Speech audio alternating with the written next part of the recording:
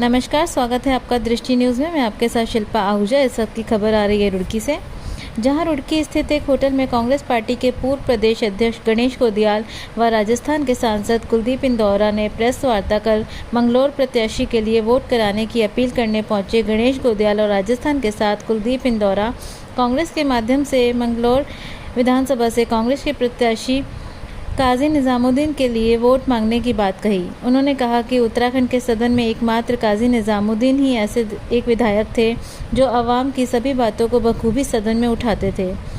इसलिए ऐसे ही नेता को जनता को दोबारा चुनकर भेजना ज़रूरी है।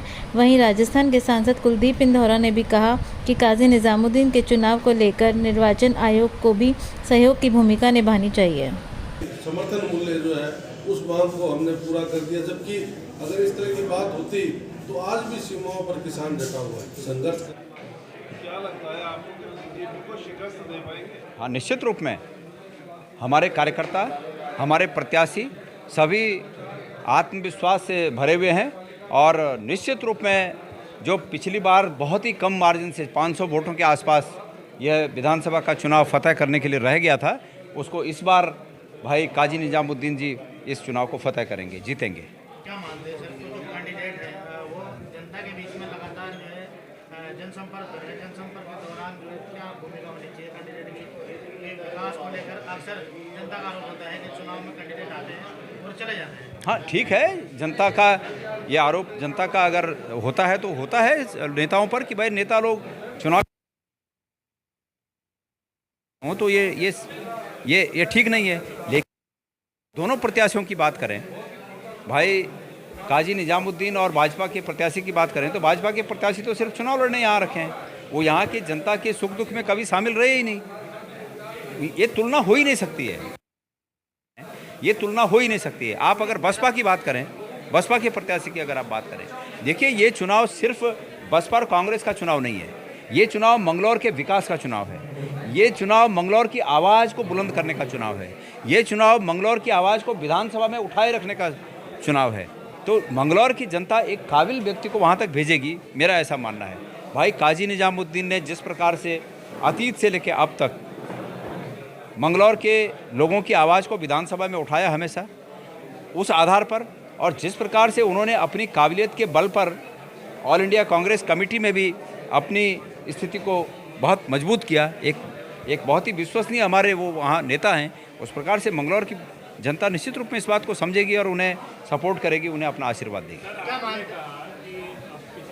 एक व्यक्ति एक सवाल। हाँ,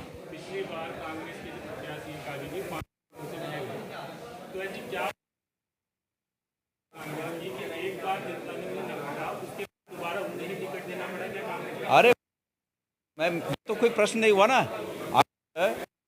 पिछली बार मैं अध्यक्ष था और मुझे भी ऐसा जनता ने नकार दिया, तो इसका मतलब ये होता है नकार दिया। ये हमारे कुलदीप जी बैठे हैं, ये राजस्थान से एमपी हैं। पार्टी 4,80,000 वोट से जीती और इस बार वो 4,80,000 वोट कवर करके और इस बार वो एमपी बन गए, 90,000 वोट से जीत गए। तो क्या ये पैमाना है कि जनता ने एक बार हरा दिया तो वो नेता हमेशा जो है चूका हुआ माना जाए? ऐसा नहीं होता है। जनता का विवेक है कि जनता अपने विवेक के आधार पर निर्णय करती है और अभी मेरा मानना है कि जनता निश्चित रूप से अपने विवेक का निर्णय करते भाई काजी निजामुद्दीन को जिताएगी। बीजेपी के तमाम मंत्रियों है कि कुछ भी हो सकता है, ऐसा नहीं बोला। उन्होंने ये कहा कि बीजेपी इस चुनाव को अनफेयर मीन्स के आधार पर जीतने की कोशिश कर रही है। तो ये तो बीजेपी का ट्रैक रिकॉर्ड है। अनफेयर मीन्स मतलब जैसे परीक्षा में कोई व्यक्ति नकल करके पास हो जाए, इसी प्रकार चुनाव को बहुत साफ सुथरे तरीके से लड़ने के बजाय हथियाने की जो कोशिश बीजेपी की हमेशा रहती है, उस पर हमारे लोगों ने आशंका जताई। धन्यवाद। बिल्कुल, आज हमारे जो उम्मीदवार हैं निजामुद्दीन स्तर के विधायक भी रहे, एक मजबूत उम्मीदवार है और मेरा मानना है कि यह ऐतिहासिक जीत हम दर्ज करने जा रहे हैं। और हमें जो वर्तमान में लग रहा है कि जो सत्ता में जो सरकार है बीजेपी की, वो सत्ता दुरुपयोग तो करने का प्रयास कर ही रही है, क्योंकि मंत्रियों को भेज के प्रलोभन देके और बाहर से उम्मीदवार को आयात किया। आपके साथ नहीं है, हरियाणा से ला के एक उम्मीदवार, उनको यहाँ उम्मीदवार भी नहीं मिला। तो मानते हैं आप जो नेता है जो कैंडिडेट है उसका चुनाव अपने विधानसभा या क्षेत्र की जनता में होना जरूरी है, क्योंकि आपके बिल्कुल निश्चित तौर पे होना चाहिए। एक व्यक्ति जो यहाँ पहले विधायक रहा है, लोगों से जुड़ाव रहा है, लोगों के काम करता रहा है, राष्ट्रीय स्तर पर पहुंचकर यहाँ की समस्याओं को रखते रहे, विधानसभा में समस्याओं को रखते हैं, तो ऐसा जो यहाँ का ज़मीनी नेता है तो उसके प्रति लोगों का निश्चित तौर पे रुझान रहेगा। क्षेत्र के लोग कहते हैं कि जी काजी जी के यहाँ अगर मिलना होया इस संबंध में बात करनी है, आम तौर पर जनता कहती है 2 घंटे तक क्यों नहीं इंतजार। देखिए ये तो विपक्ष का प्रचार प्रसार है। मुझे नहीं, ये मुझे नहीं लगता, मैंने नहीं देखा काजी जी को, क्योंकि नहीं, मुझे नहीं लगता। भाई नेता और एक भारी नेता में अंतर है, बिल्कुल है। लेकिन फिर भी भटाली जी से इतने डरे हुए हैं काजी जी, क्यों? देखिए डरे हुए नहीं है कोई, आपको कोई गलतफहमी है। ना तो काजी जी डरे, ना हम डरने वाले। हम इसीलिए आए, हमारे और भी साथी आएंगे सब लोग, लेकिन ये भारतीय जनता पार्टी हमेशा सत्ता का दुरुपयोग निश्चित तौर पे करती है, चुनाव आयोग पे दबाव बनाती है।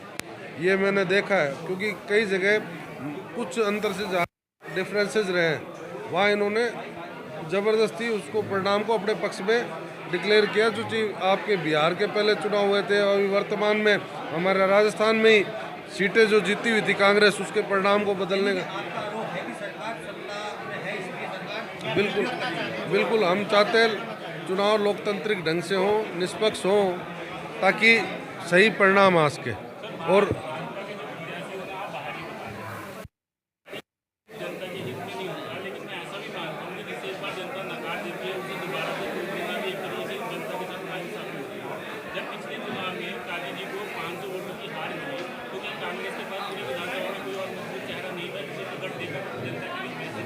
देखिए सबसे पहले तो हार मात्र 500 वोटर से हुई, तो कहीं ऐसा नहीं था कि कहीं कोई कमी थी।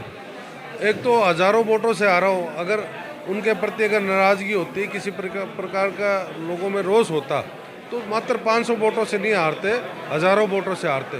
तो कहीं ना कहीं उनका जुड़ाव है, लोगों का उनके साथ एक सिंपैथी है। पहले भी विधायक रहे हैं, 3 बार विधायक रहे हैं, अब ये चुनाव फिर जीतेंगे और लोगों की आवाज़ पहले भी उठाते रहे, अब भी उठाएंगे, मेरा ये मानना है। नहीं कोई मजबूरी नहीं, ये एक सर्वे होता है जिसमें वहाँ के लोगों से, वहाँ के कार्यकर्ताओं से, वहाँ के तमाम जो पदाधिकारी, उनसे राय की जाती है, इस पर चर्चा की जाती है, उनके सबके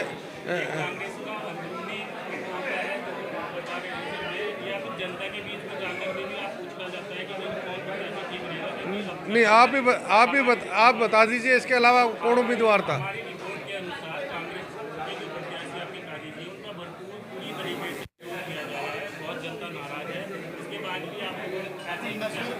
नहीं, विरोध होता तो पहली बात तो ये बताओ भी आप दूसरा उम्मीदवार कौन है यहाँ से? हाँ, तो आज इतने बड़े राष्ट्रीय स्तर पे जो काम कर रहे हैं, जिनका जनता से जुड़ाव है, जिनकी पृष्ठभूमि पॉलिटिकली है, एक लंबे समय से जिनके परिवार में विधायक और मंत्री पदों पे रहे हैं, तो एक जुड़ाव है, तभी तो चलते आ रहे हैं। क्योंकि राजनीतिक परिवार का व्यक्ति जो विधायक चुना जाता है, वो अच्छी तरह से समझ जाता है कि लोगों की पीड़ा कैसे दूर, समस्याएं दूर।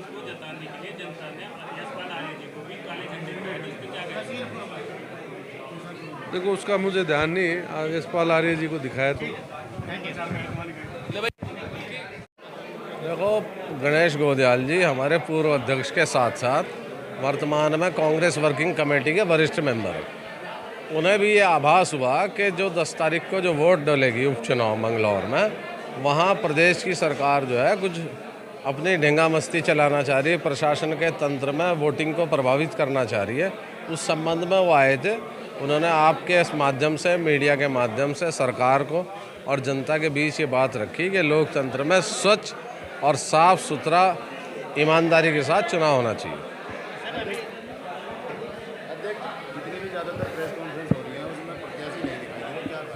प्रत्याशी भाई वोट मांग रहे हैं, ये प्रत्याशी के बिहाफ पे, अब हम अध्यक्ष के रूप में हम प्रत्याशी के प्रतिनिधि नहीं। जी क्या मानते हैं कुछ सवालों को लेकर गणेश गोदियाल जी नाराज? भाई सवाल दो, एक देखो सवाल दो।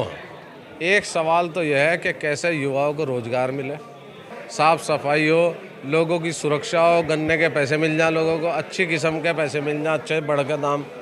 एक तो लड़ाई है, और एक आगे बाहर से जो है बहुत बड़े पूंजीपति, खनन का कारोबार है, वो तो जीत के प्रोटेक्शन करेंगे अपना, और कांग्रेस के जो उम्मीदवार हैं वो जीत के आम आदमी की बात करेंगे। सवाल आपने पहला बताया कि भाई तो 2.5 साल पहले विधायक था, अब 2.5 साल से नाली साफ नहीं, तो उसकी जिम्मेदारी है। ये सदस्य नहीं रहा पिछले 2.5 साल के कार्य के लिए, वो कैसे जिम्मेदार हो सकता है? नगर पालिका में मरहूम विधायक ने अड़ंगी लगाई थी, जिस कारण विरोध हुआ था। भाई अब देख लो, उन्होंने चेयरमैन साहब को बर्खास्त। 60 करोड़ रुपए का गबन हुआ था उस समय। देखो, गबन की तो जांच होनी चाहिए अगर गबन हुआ, लेकिन बर्खास्त होने से वहाँ का सारा विकास ठप हो गया। मेरा कहना तो यह है, मेरा कहना यह है कि अगर विधायक सरबत करीम अंसारी जी हैं थे तो 2017-18 का गन्ने का पैसा क्यों नहीं मिला इकबालपुर शुगर मिल का?